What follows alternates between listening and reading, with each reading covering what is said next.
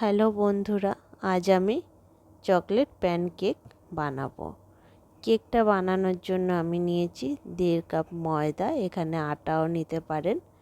আমি নিয়েছি 1/2 কাপ চিনি, 4 চামচ গুঁড়ো দুধ, 1/2 কাপ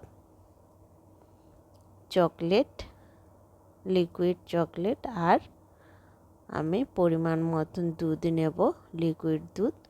আমি কেকের ব্যাটারটা তৈরি করব, যতটা দুধ লাগবে সেই পরিমাণে দুধ নেব।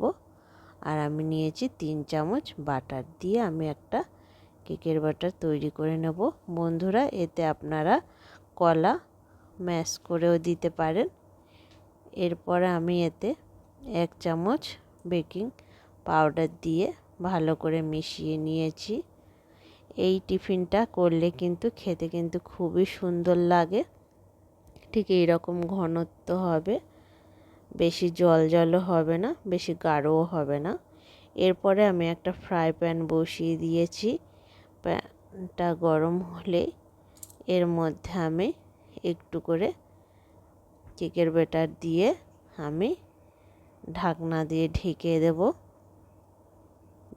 3 মিনিটের জন্য, এবং গ্যাসের ফ্লেমটা আমি আস্তে করে দেব।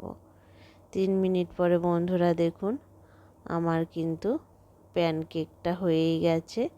এরপর আমি একটু উল্টে দেব, দিয়ে 1 মিনিট পরেই আমি কেকটা তুলে নেব। এইভাবেই আমি আরও কটা প্যানকেক বানিয়ে নেব। প্যানকেক বানানো হয়ে গেছে। এরপর আমি দুটো কেক একসাথে করে নিয়েছি এবং মাঝখান থেকে কেটে নিয়েছি। দেখুন বন্ধুরা, কত সুন্দর হয়েছে। এর মাঝে, দুটো কেকের মাঝে একটু চকলেট দিয়ে দিলেও কিন্তু খেতে কিন্তু খুবই সুন্দর লাগে।